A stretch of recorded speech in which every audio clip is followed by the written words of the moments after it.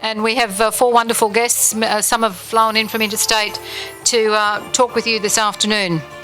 On my extreme right is Tasneem Chopra from Melbourne, who is an author, activist, community worker, TEDx speaker, turban wearer. Turbanista. Turbanista, that's what we call her. I haven't got extensive introductions because a lot of these people are well known, so I won't bore you with the details. You know who they all are.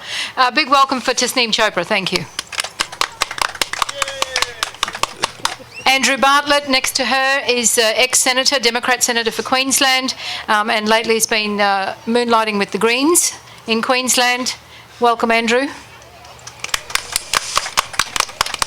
Glenn Elms, who's the member for Noosa up the Sunshine Coast, where they have those funny people arguing about things.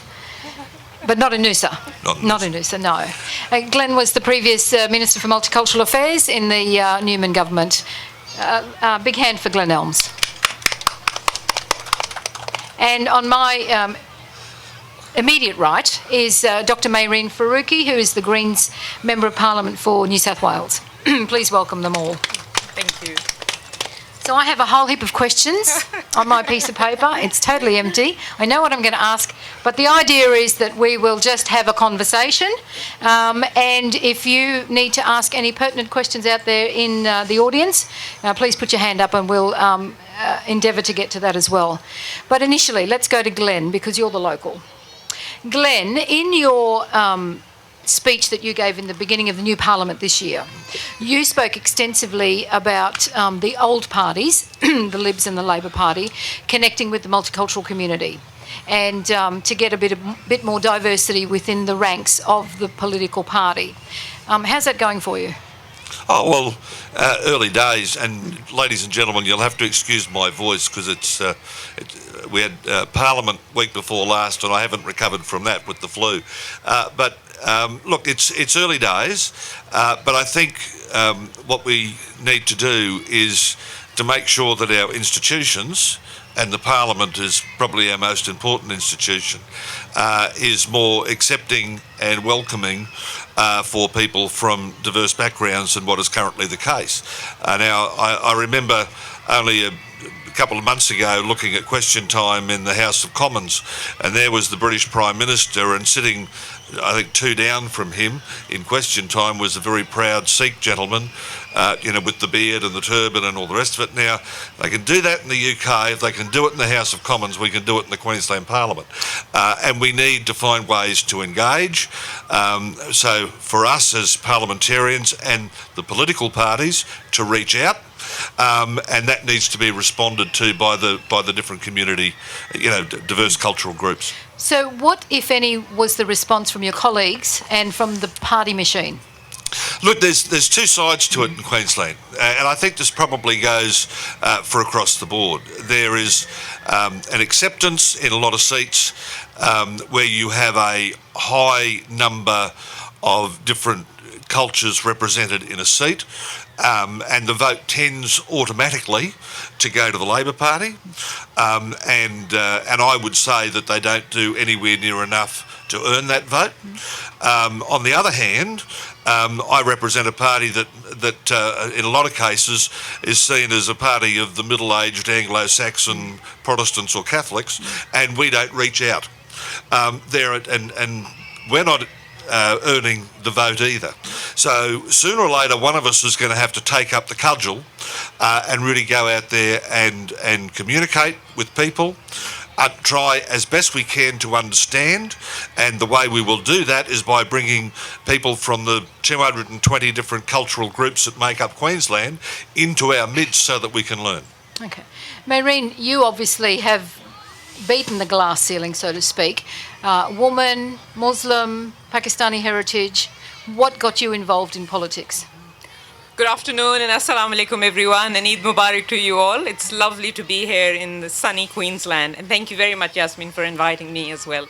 I'd just like to start by acknowledging the traditional owners of the land we're meeting on and pay my respects to their elders past and present. This land always has been and always will be Aboriginal land. And I completely agree with Glenn when he says our parliaments are not at all representative of what contemporary Australian society is. And I think that's a real negative for us in terms of how we make decisions, how we are influenced by people.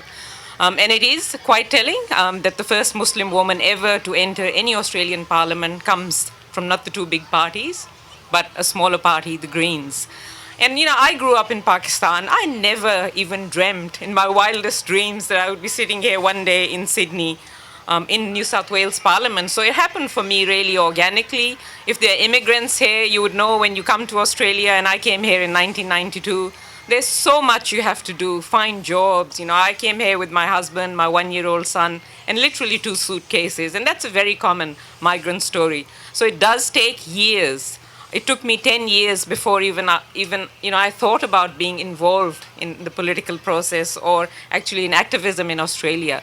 And I just joined the Greens because one night at my dinner table, and this was in Port Macquarie, not in Sydney, I had 10 friends sitting there, and each and every one of them turned out to be a Greens member.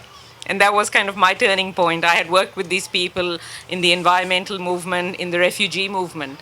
And what attracted me to the Greens actually was social justice issues, like refugees, like a really strong multicultural,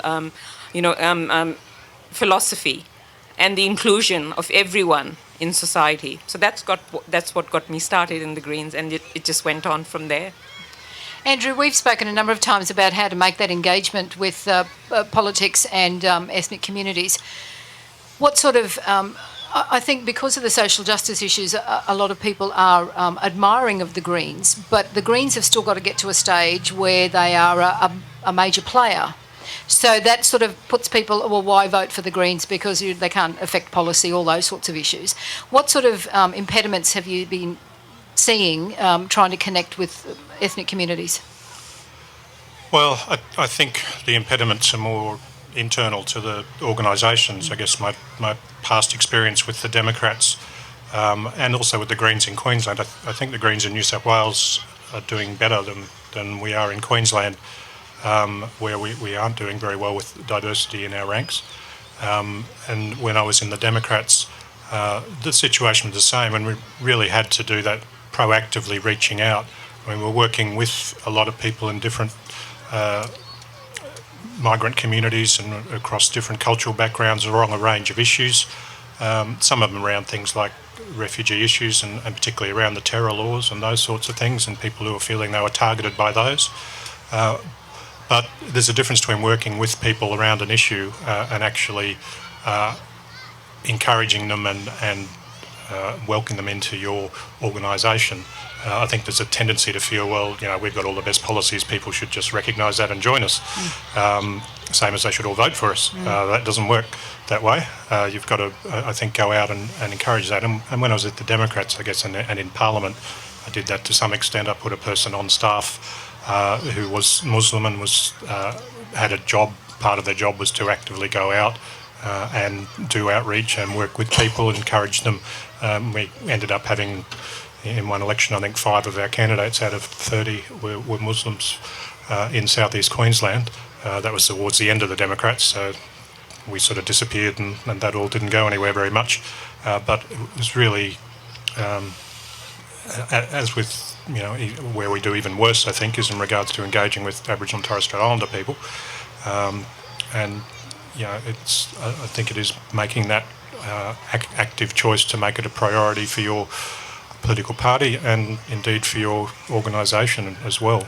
But part of it, I think, is making people realise, whether it's a smaller party or a larger party, that it's worthwhile for people to do it. We can't necessarily say they're all going to get elected to Parliament, but that they can make a difference. They can have an impact in the political process, in the policy development process, and that's what people need to know. I think that you're not just wanting them to join because that's a nice thing to happen. That actually will be able to play a significant role in influencing change for the better. Tasneem, are you a member of a party? No, I'm not. Have you been approached to run for Parliament? No. You haven't? No. Would you consider it? No. Why? I might have considered it myself maybe 5 or 10 years ago when people talked generally about, have you ever thought about joining politics per se? And I sort of, poo-pooed the idea because it wasn't something that I felt that I had an experience about. And then I think shortly after having that view, I ended up working for a federal member of parliament for about 4.5 years. And to me, that was very eye-opening because I went in there very wide-eyed and wondered, thinking, this is where things happen. This is where change is made. No, it didn't. It actually, if anything, for me personally, the experience just, for me, it reinforced. I should point out they were a federal Labor Party member, and we were in government when I was working. But my scepticism about the process probably overwhelmed me, and I kind of came out of that after having about 15 years work experience prior in community development, realising that for me that's where my traction was going to be that was meaningful. So everybody's different, and for some people that political environment resonates and they can actually be their best person. But for me, I realised I could do much more genuinely outside of that process, and I think I was a bit jarred and scarred by the politics within politics that I experienced. So I sort of decided at that point, I'm glad I've done this run for 4.5 years, which took me interstate. I met a lot of really prominent people who have influenced my decision and who have been great networks that I've used in my community development career as well. But they reinforced that politics has its part, but grassroots has its. And I think for me, the meaningful change comes from grassroots interaction. But it's also about engagement, isn't it? Engagement is necessary, but not tokenistic engagement. No, that's right. And when we talk about inclusion of diversity in decision-making processes, yes, Australia is a country where almost half the population, 1 in 2, is either born overseas or has a parent born overseas. So any which way you look at it, we are a diverse mob. However, that is not a reality that we see reflected in politics, particularly in the language of politics. And so whilst the increased representation of minorities is coming through, particularly in the Greens, and I'm from Victoria, so it's a very thriving reality there, what we're not seeing reflected back in the mainstream is the language that we're having from leaders, be they state premiers, be they federal members as well. And as long as that continues to define the narrative of how Muslims and minorities are seen as the other constantly and not part of who we are, and who have to constantly redefine their Australian connection and their patriotism to the fact that we're having citizenship debates in a country that's barely 230 years old since Federation, it makes you sort of think, well, what's the agenda here? And it just reinforces my scepticism. Okay. Could I just add as well, Sure. Yasmin, that I think there is a bit of a problem in the way we frame debates as well. It's very binary. You're against us or you're with us. You're an extremist or you're a moderate. You're a left wing or you're a right wing. The reality is that most people don't fit into those two extreme, ends of the spectrum. We are a very diverse nation, even in the Muslim community. And Mary, just to add to that, some people don't have an opinion either way. They just want to get along and want to exist. Yeah, absolutely. Just, So, settle it's down. really problematic, and it alienates a lot of people from politics and getting involved even in activism when we frame that debate so adversarially. And I think it'll be fantastic if Australia has many more representatives in Parliament, whether they be Green, Independent, Labour, Liberal, because we need that reflected back in how decisions are made. And I agree with Tasneem completely. Grassroots has to get much stronger. That was one of the other reasons that I joined the Greens and have stayed with the Greens for the last 10 years. Because it's the members, the grassroots members in our party that actually influence policy and make decisions. It's not the MPs. The MPs are elected by the members to basically portray that policy and fight in parliaments, and on the streets on that policy, but not necessarily make that policy. So you're really democratic Absolutely. as opposed to the others. Glenn, there are terror laws, there are citizenship laws, there are turn back the boats, there are a raft of initiatives out there from this current Liberal government that makes everyone upset, angry, annoyed, Reclaim Australia, all byproducts of that. How does that appeal to an ethnic person, a Muslim person, to say, yep, that's the party I want to join? Oh, well, it's a problem that all Australians have. If you go back a couple of years, I think the arrivals by boat from Indonesia in the main were something like 21,000, nearly 22,000. This year there have been none. So you've got to look at how you deal with the problem and deal with it as best you can. Now, I'm in the state parliament, I'm not in the federal parliament. But I make this point right from the start. Some of the best days I had as a minister were the days that I mixed and interacted with and worked with the refugee community. And for me, and what we did in the state parliament, it wasn't for me to even know whether a person had just hopped off a boat or they'd come out of a refugee camp and they'd been languishing in a refugee camp for 10 years. The fact was that they were here, they were in Queensland, and we had a job to do in terms of settlement and getting jobs and doing all that sort of thing. So I say that right from the start. But everyone who comes at current events or politics, whatever, is going to look at this in a different way, and sooner or later, their way of looking at things will sort of bubble to the surface. But you're right. What we have at the moment, it's too easy for people to go off in a corner, and having got into the corner, they refuse to come out. And I thought the so-called Reclaim Australian rallies that were on, I think, last weekend. I saw on one side you had people who were close enough to neo-Nazis, and on the other half, on the other side of the thin blue line, were young socialists. Well, really, I wish they'd all go home and let the people in the middle have a go. And that's where we need to sort of get our argument coming from. And if we dealt with the people in the middle, we'd be a lot better off.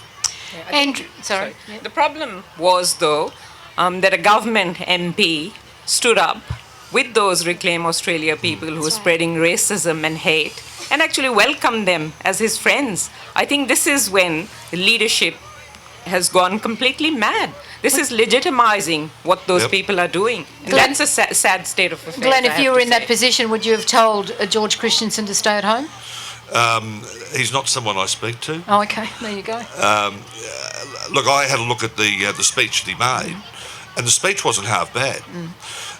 But the fact that he decided to go and be a part of that rally in Mackay, and then wore it like some badge of honour that he was going to be there and no one was going to put him down, I think sort of speaks for itself. Andrew, if political parties are supposed to represent the community and to be a party for all people and put policies out there for all people, why do we need the representation? I mean, you don't have pensioners in your group, you don't have, pensioner members of parliament or old people or whatever. So shouldn't you be looking after everybody anyway? Well, certainly as part of your policy mix, you want to make sure that they are appropriate for all sections of the community, but you're likely to do that much more effectively if your own membership and the people that are developing policies represent that diversity. I think it's a bit of a conceit, really, to think that we can come up with the best policies for Aboriginal and Torres Strait Islander people, frankly, if they're not involved themselves in the development of those policies that affect them. And frankly, I think that's a big problem at the moment with a lot of the policies in that area, is that there's not adequate direct involvement. We need to do a lot better, and that's more than just having people as members of parliament or members of your party. It's how you do the policy development more broadly, and that's a whole other debate, I suppose. But it's an important one. I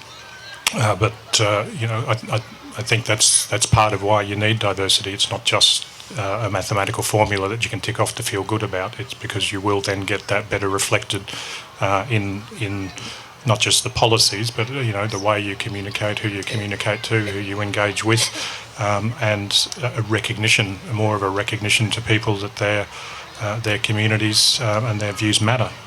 Okay. Tasneem, you were working for the Labor, a federal Labor member. Were you a Labor voter? At the time, well, that was crossing two elections, yes and then no. Okay, so what I'm trying to say is, belonging to a party or understanding or working with a party, do you have to believe in everything that they stand for? I think it's subjective. It depends on what your intentions are when you're going into that role. Is it a job or is it a vocation? For me, it was very much a job to start with the possibility of using that as a platform for R&D, after which point I realised it was not even a vocation. So, and I was the only staff member in the office who wasn't a member of the Labor Party when I was working there, because I never felt compelled, because I didn't feel then, as I do now, that there were any policies of the major parties that I would actually be willing to make time out of my day to sign up for. And I think, and I'm someone who's grown up in this country who considers myself reasonably politically astute, and these are my views, because I have been so jarred by what I've seen. So I think that speaks a lot to the way that which politics is consumed in this country, because of the shoddy leadership that we have seen. Maureen, we talked to Glenn about some of the issues with the Liberal Party policy and some of the things that are happening at the moment. In the Greens, you as a Muslim woman are representing a party that stands for gay marriage, that stands for a lot of social justice issues that maybe would not necessarily gel with the Muslim community. How do you do that juggling act? And that's a really interesting question. And I'll tell you, the first media story that came out about me was, of course, in the Murdoch Press when I was pre-selected by the Greens. And the heading of that story was, "Green Muslim Set for Tough Test." And that's exactly what they question. Absolutely that. And I think, again, I would look at other politicians, and I kind of did a bit of a research. None of the other politicians, whether they were Christian or Jewish or Buddhist or whatever other faith, had been questioned like that about their religion. We live in a secular society, and we believe in egalitarianism, we believe in social justice. And often when I speak to my Muslim friends who have, of course, questioned me about, my stand on supporting homosexuality and equal marriage, my response is, no one is forcing anyone to do anything. What this law will do is actually give people more rights, people who must have those rights because they are human rights. But it doesn't change anything for the Muslims whatsoever. We are luckily living in a country where we are still free to do mostly what we want. But I think just in terms of how we are kind of looking at what's happening to minorities or Muslims in Australia, I think there is more and more alienation because of the leadership that is at the moment. There's dog whistling going on from both the major parties about asylum seekers. We've had, umpteen debates on what Muslim women should or shouldn't wear in Australia. A few just really recently. In New South Wales, the parliament that I sit in last year, Reverend Fred Nile, started the debate on a bill to ban the burqa. So these are the issues that we need to address and figure out how we stop the, alienation of Muslims or other minorities. I think these are the important issues we need to talk about. Glenn, in Party Room, are you talking about Muslim issues? No, strangely. And look, the thing is, we just heard about, Fred Nile. Now, there's a bloke that sort of sits out in Never Never Land, and you have others who are either independents or from the extreme left that do the same thing.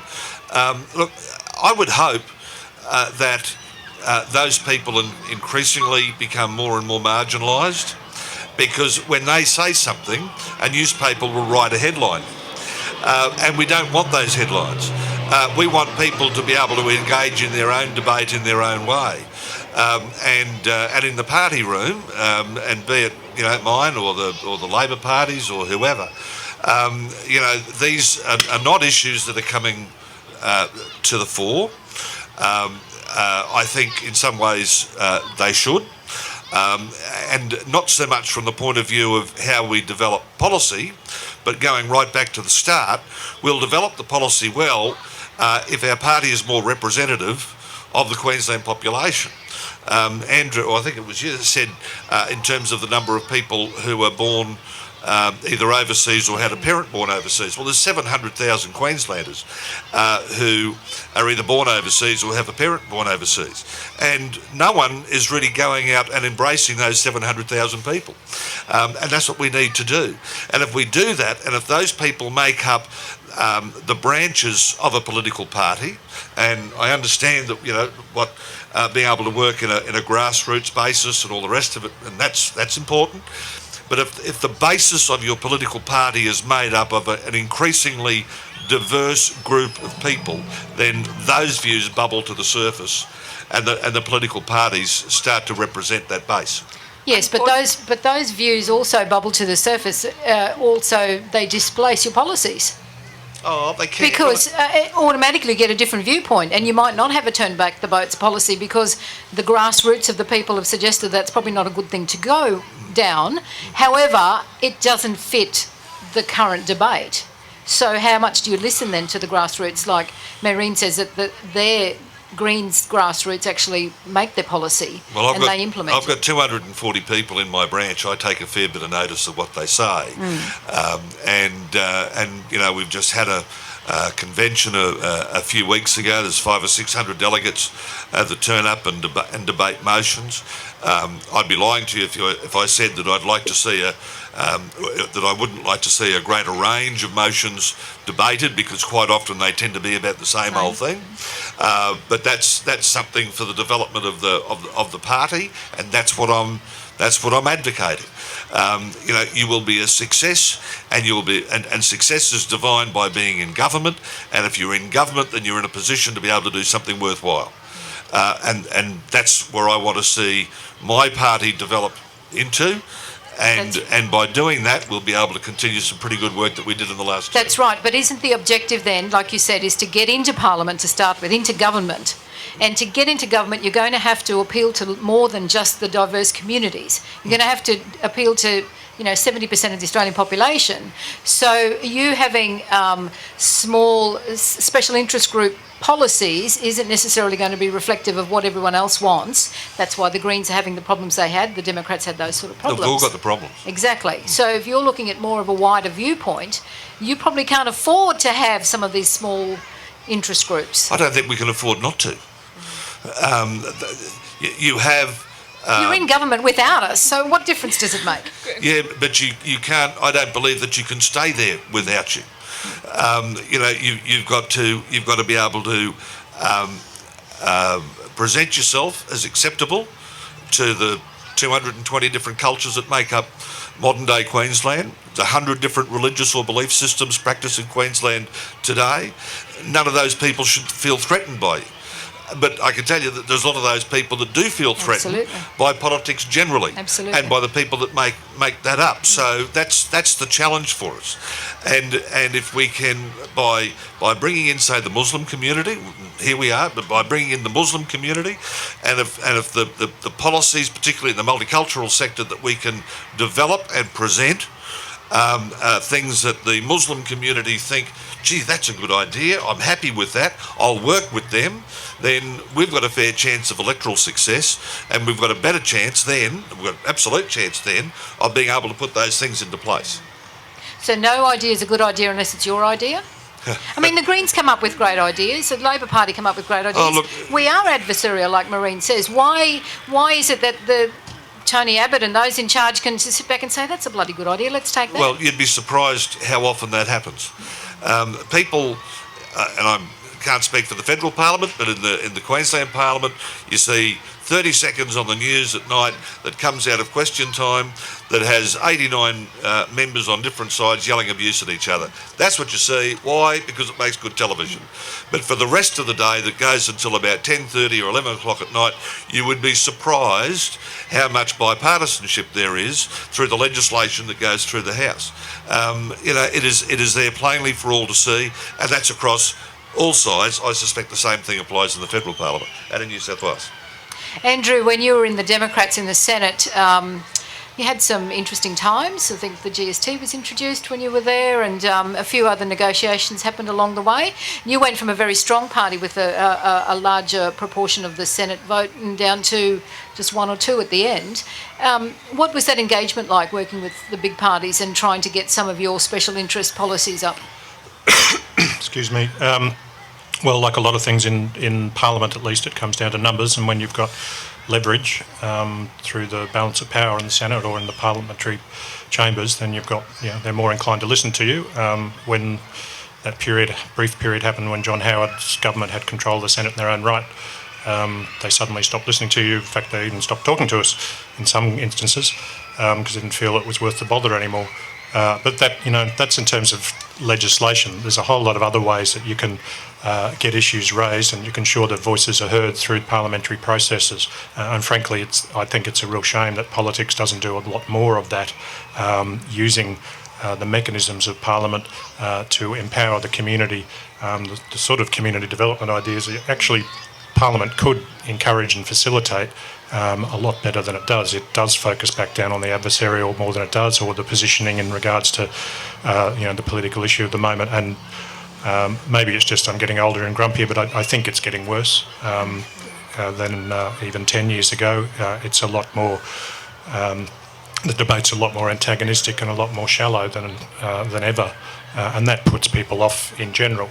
But I think, we're talking about encouraging diversity more broadly, but, in the context of this particular discussion and this particular event, I think, the Muslim community in particular, perhaps more than any other group in Australia, apart from Aboriginal and Torres Strait Islander people, I think feel under attack a lot at the moment, and do feel more marginalised. And the Reclaim Australia rallies were directly targeted at Islam and Muslims. It wasn't targeted, there was a little bit of anti-migrant stuff more broadly, but the real target was the Muslim community. And we do need to and we're seeing that in regards to, opposition to mosques. Nobody has rallies opposing a Buddhist temple or a Sikh temple, or the Mormon one that's at Kangaroo Point. Well, it's a little bit, but not very much. The target is Muslims, and we need to be, from the political arena, I think, standing up much more strongly and saying that is unacceptable. And I don't think there is enough of that, and that in itself will, more than anything else, will alienate people, Muslims, from the political process if they don't see people who are in politics at the moment standing up and saying this racism is completely unacceptable. It has crossed a line that should never be crossed, and we stand alongside the Muslim community. We stand alongside their right to worship the same as everybody else does, and I don't think we see anywhere near enough of that. And if you don't get that, all the other outreach you do is not going to get people to want to come and join you, because they don't see you supporting them when it matters. Tasneem, in your time with your federal Labor member, were you afforded any opportunity to be able to influence that person in, subjective viewpoints, policy, anything like that maybe they hadn't considered because they hadn't come across an ethnic person before? No, well, actually, the seat that I was in was one of, I think, it's the second highest, most diverse seat in Victoria. So diversity was a given. I think we had the largest Turkish community in Australia in that particular seat. So the Islamic stuff was on the table. That was never really missing from the equation.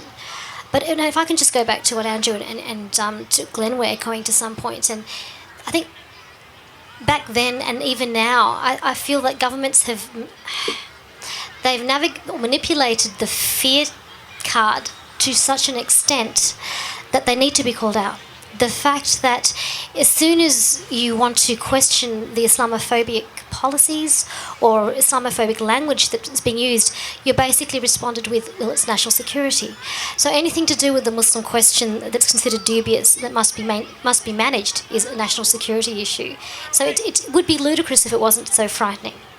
And when you talk about how unfair it is, we watch 30-second news spiel about an MP and them fighting in Parliament to define what politics is and how that's unfair. Well, that's kind of the Islamic or the Muslim experience in a nutshell. So something will happen in the States or in UK, and it will be televised as representative of Islam, and we all know that. We all know how it goes. As soon as there's an incident overseas, the first thing we all collectively as Muslims feel is, were they Muslim? Please no. And if they were, it's like, okay, here we go.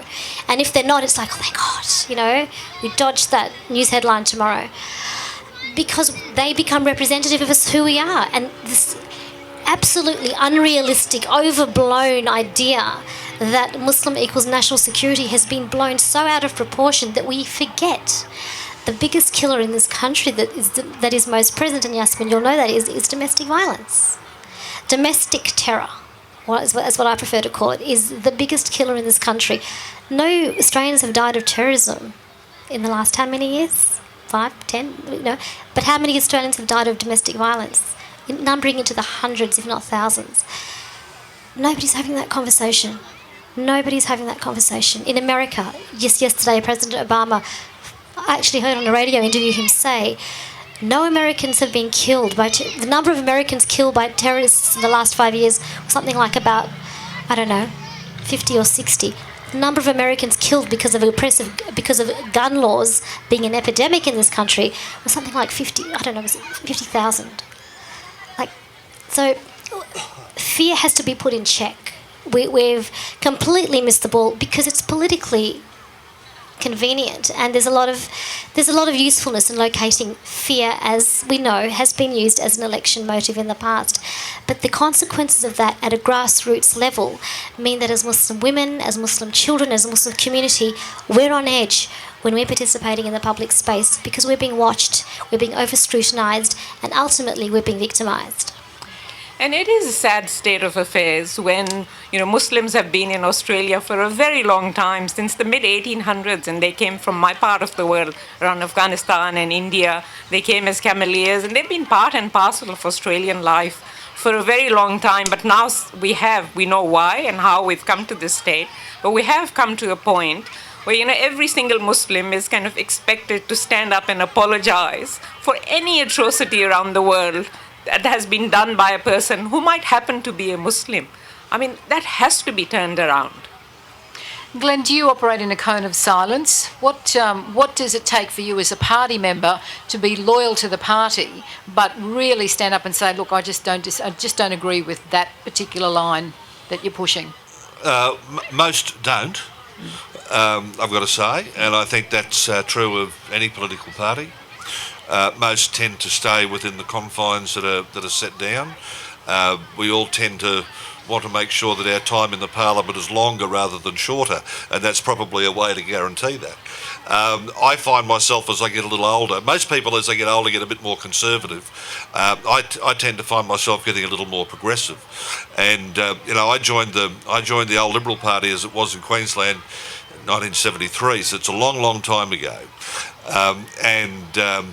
The party I joined was a progressive conservative party, and I want to continue to see a progressive conservative party in this state. So I used my time as a minister to try and do what I could to open up the debate within the party structure. I certainly, we tried to do innovative things, and we were talking about something that might happen in the streets of London, which is automatically a big issue here, which is why we funded the opening of mosques throughout Queensland, so that there was funding there that allowed people, all of us, from outside the Islamic community to go into mosques and to talk to. And find out that yes, it's not a place that's full of terrorists and all the rest of it. They're just people who are going to a place to worship. So we did that sort of thing. And I think you were there, Yasmin, when we got members of the Islamic community together and introduced them to the media, because there was virtually no one in this state. You had done a lot of it over the years, but there was virtually no one from the Islamic community that the media could go to and have a spokesperson for. So we organised for that to happen, so that we could get a different point of view out there. So you've got to try and do those sorts of things, and even the playing field. Now, it's all very well also to blame politicians. The media's got a fair stake in this. You never see a headline in the Courier Mail, Boy Scout helps little old lady across the road. You never see that. But if the Boy Scout robbed the little old lady halfway across the road, then you'd find that was the headline. So the media has got to be more responsive. They've got to also understand the effect that this continuing negative portrayal of people of the Muslim faith is really driving people into corners. That's part of the problem that they have, and they should be answering for it as well. But isn't it a self-fulfilling prophecy? They only write what people want to read, and people only read what's written. I just came out of a training session with a major broadsheet business back in Melbourne, just yesterday, in fact, and I was posed that question directly when we talked about a negative story which is negatively reported is going to leave a far worse taste in your mouth as a reader. And if you're a Muslim and it's a story about Islam that's been pictured in a very negative way, obviously the repercussions are Islamophobia. But if that same story is managed and reported in a diligent way, there's, that the outcome can be informed citizen and an informed reader. But I think when there's only bad news to be continually reported, then that leaves journalists the option to go either way, either neutral or negative. And either which way you look at it, it's never a good news story. We might open it up to the audience. Anybody in the audience got a burning question for any of our panellists up here? Nora.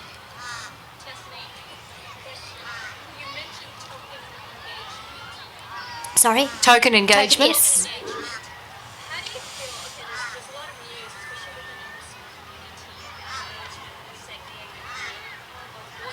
Yes.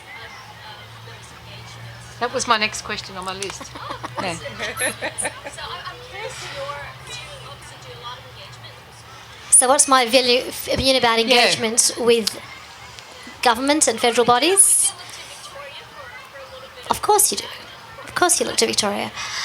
Look, Well, just for some background on that, the AFP just recently, last week, had a Eid dinner that they wanted to celebrate with the Muslim community for the end of Ramadan, and the Muslim community in Sydney and in Melbourne, I believe, was it? But I know the Sydney one, Sydney. definitely, that 800 signatures, Muslim community refused to engage. Maureen, were you invited to that? No, I wasn't. You weren't invited.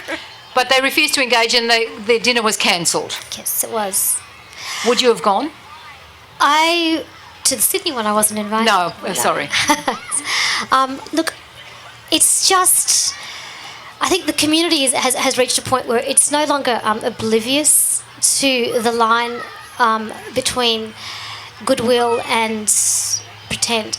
And I think with the federal government in particular, and given the recent federal raids that have happened where we've had young Muslim families and men, many of them, many raids occurring with minimal or zero arrests and very little information. And it's particularly in Melbourne where we had the incident of the 16-year-old young boy who was who's ultimately shot and killed during an altercation with police.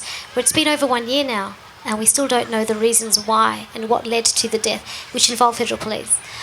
Involved federal police and Victoria Police as well. So there's a lot of scepticism that was never there before, and people kind of are.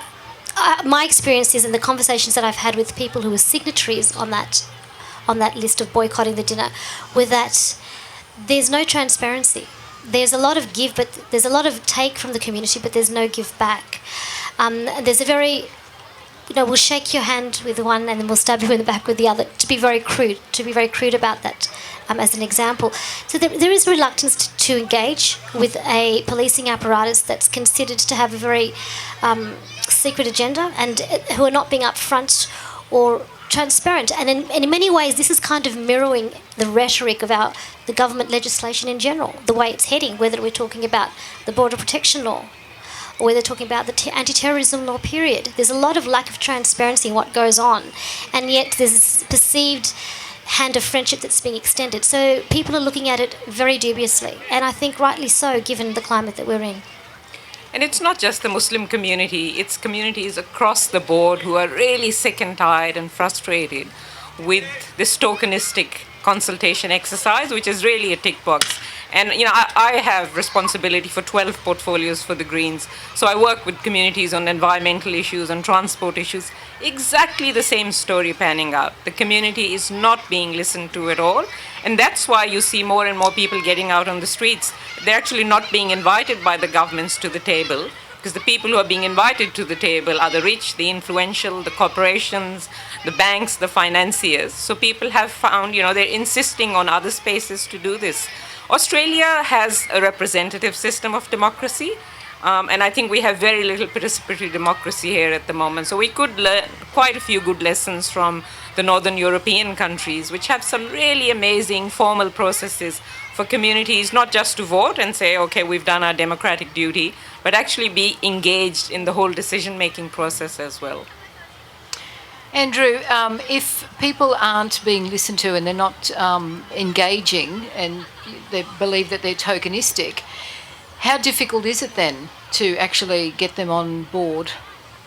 It makes your job harder, of course, if you want it. As from a political viewpoint, you want those people on board. Well, How do you certainly, show your genuineness? excuse me. Yeah, certainly from the point of view of a smaller political party like the Greens or the Democrats, it makes it harder when there's just total. If people are just alienated from politics in general, because we're trying to build, and in the Greens these days, we are building our membership numbers and we're building our vote slowly, but we actually want to be up there alongside Labor and Liberal because we believe it's necessary for change, but that's not happening as quickly as we'd like. But I actually think sometimes it's in the interests of government to have people alienated, to have people feel like they can't make a difference, and basically to just disconnect, because then governments can then just get on with it themselves, and they don't. The more people are disconnected and don't try and engage and don't try and make their voice heard, the easier it is for governments to get away with things. So I'm not necessarily saying that's a conscious agenda. I'm not really sure, but I do think it's it sometimes works in the interests of larger parties if people are just alienated from the political process in general and disconnect. And certainly that is what's happening. I mean, the membership of political parties in general, the numbers of people joining political parties is much lower than it used to be proportionately. And I think that's because people feel that they can't really make a difference. And we need to convince people, with the political party I'm involved with, and I hope other political parties do the same, to convince people they can make a difference within political parties, and also convince people in community activism more broadly. And I know you're talking about that in the next session, but make people realise they can make a difference. People do make a difference. I'd love to see the political process and the parliamentary process open up more to make it easier for people and encourage that and facilitate that. But even when it's closed off, as it often is, people can make a difference, and we need to make people aware of that, encourage that, and support them in their efforts. And part of how you do that, obviously, is by listening to them in the first place. Glenn, you were the Minister for Multicultural Affairs. Did you ever feel you were being tokenistic? I mean, you had to connect with ethnics because that was your portfolio. Well, it's true to say that the portfolio that I had, and also included Indigenous Queenslanders as well, was probably one of the more junior portfolios. So it tended to be overrun sometimes by health and education and police and some of those larger departments. But I was happiest when I was out of the office and out talking to people. And one of the things that we really tried to do, and I mentioned before about engaging with the refugee community, we tried to move away, and Kieran Benson was here before, I don't know whether Kieran's still here, from the Multicultural Development Association, Gail Kerr from Access. We formed partnerships with those organisations to put people into jobs. And so I went around and I struck deals with different companies in different parts of the state, and then I'd follow it up and go in and see that at work. And mostly, can I say, particularly in places like the Lockyer Valley and in Rockhampton, with some outstanding success in Rocky, in the meatworks and so forth, the young Islamic men, young Muslim men who were there, they'd been helped with funding into a job. They were content. From the company's point of view, the turnover rate had gone through the floor. And when you talk to these young men, they were there for one reason and one reason only. They wanted to work so that they could get some money and bring their wife or their children or whoever it is out from Pakistan or from Afghanistan or from Northern Africa or wherever it was, to this country that they wanted their whole family to call home. So tokenistic, no. What we tried to do in a small way, and I think we were being pretty successful at it, is really matching people up with jobs and really giving them a start in life. And we did exactly the same thing with the Indigenous community, particularly the Indigenous communities in the more remote areas of the state. Didn't train for training's sake. Didn't want to talk to anyone unless they had training that delivered a job at the other end. And if you couldn't deliver the job, I didn't want to know them. Okay. Almost time is upon us, people. Last words from the panellists. Okay, I think we should leave on a positive note. Sure. You know, one of my favorite quotes is from Nelson Mandela, who said, "It seems impossible until it's done, and we can do this." There you go. Yeah, well, look, Yasmin, I think the fact that, and I feel slightly outnumbered, but I think that the fact that we're able to come together in a group like this and discuss these issues just goes to show that we're maybe not quite as far away from each other in our ideals and what we want for modern day Queensland or Australia than a lot of people tend to think we are. So a bit more dialogue, a bit more discussion, who knows where we could go. How would you have a dialogue or a discussion with the opponents of the Sunshine Coast Mosque? There is a group up there who are really opposing what is a very, very small mosque. I mean, the footprint is very small in Maroochydore. I can tell you that they rang my office on Wednesday of this week wanting to meet with me, and I found I was just far too busy. There you go. It helps to have a packed calendar. Andrew, final words? I really just wanted to reinforce the message that I made before, that to really emphasise that people can make a difference, and to really encourage people to engage on issues that they're interested in. Joining a political party isn't for everybody, but there are many different ways to engage in issues that are relevant in the community, and it's really even though sometimes it seems like there's deliberate barriers to try and stop that, it is really worth pushing against those. And I guess I'd also say, from the point of view of the Greens in Queensland that I'm now involved with, we are actively seeking to engage more effectively with the diverse range of people in the community, and we do want to engage more effectively with the Muslim community. So I hope I'll be seeing more of you around the place, and certainly we'll be making efforts to see more and engage more with the Muslim community, both in terms of encouraging people to join us and be involved with us internally, but also working with you on issues that are important to you. Tasneem, are we on a slippery slope to being the other all the time, or do we It depends see if you, some hope? I think if your entire source of knowledge base is going to be stereotypes, sure, we are in big trouble. But I think the stereotypes of each other have a lot to answer for. Just as much as the mainstream are very dubious, or can be very dubious, about the Muslim question and the Muslim community, stereotypes work both ways. So I think the Muslim community has an obligation itself to also engage where it's safe and viable and proven to do so, proven effective and safe. And I think the mainstream also has that obligation as well to have a conversation. I think I read a research paper from the States that conducted some fear-mongering survey based on people's perceptions of Muslims. And I think 95% of people who had very strong views about Muslims had never met one. And I think the same could be said about people and politicians. So they're not all bad. They're not all bad. So let's have a conversation both ways.